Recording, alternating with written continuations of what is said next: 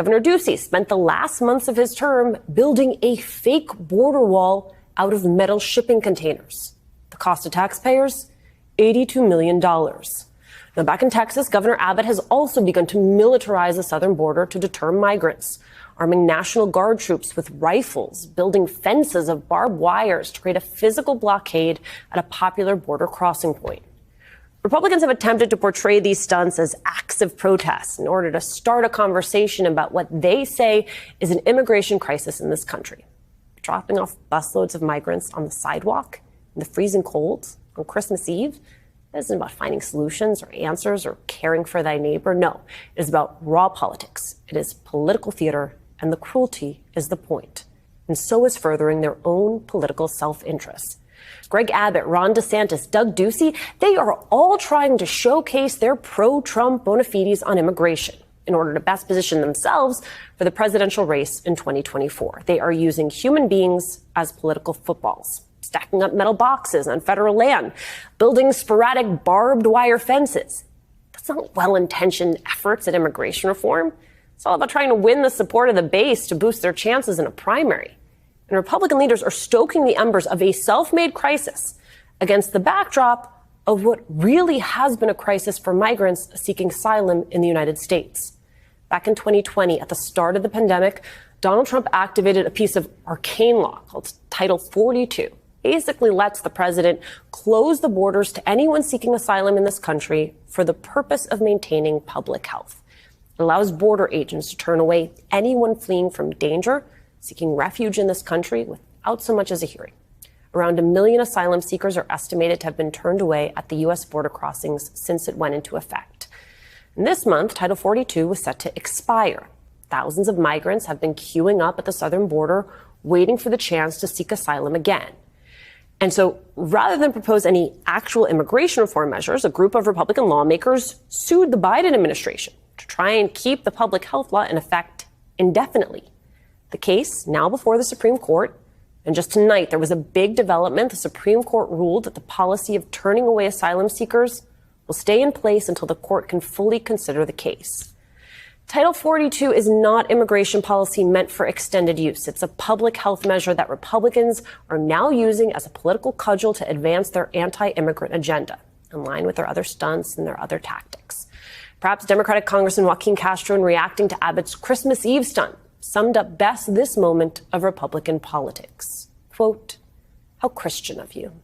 Joining us now, Texas Democratic Congressman Joaquin Castro. Congressman, thank you so much for joining us. First, I want to get your reaction to the Supreme Court upholding Title 42 while they consider the case. What does that mean practically?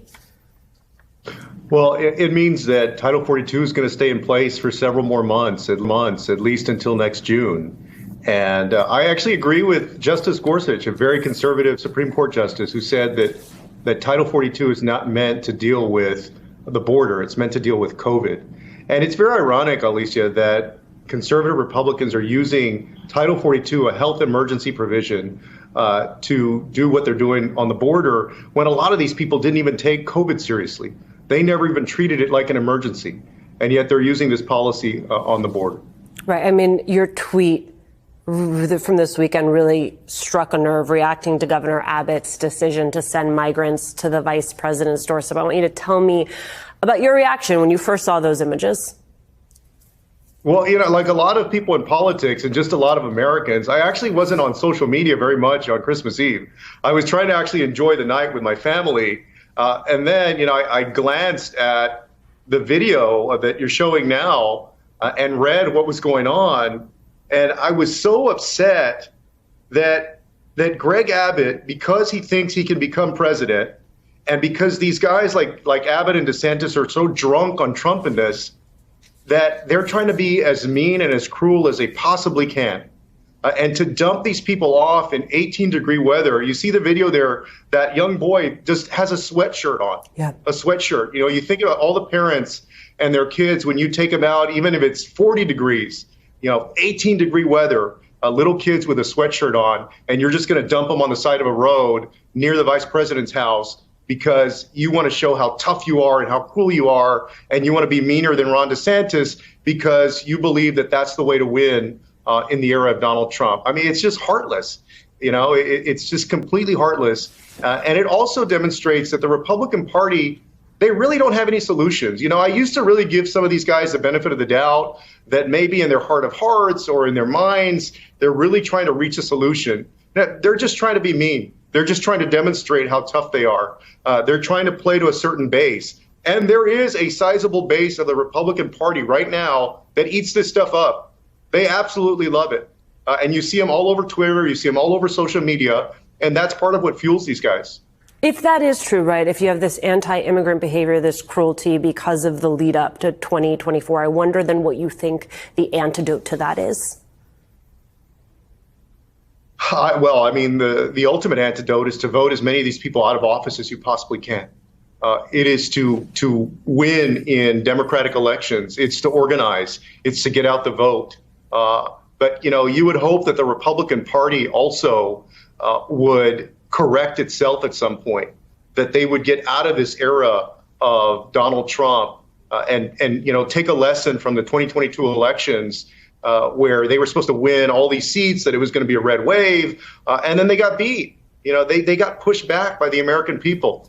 But you still see Greg Abbott doing what he's doing.